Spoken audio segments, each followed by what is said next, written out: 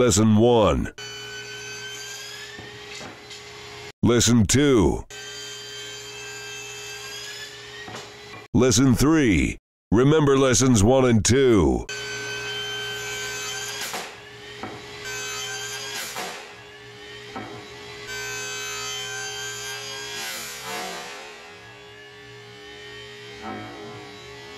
And this is why you don't stand directly behind the blade.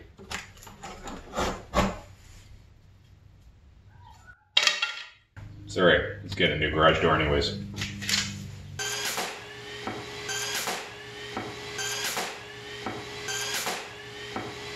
That never gets old.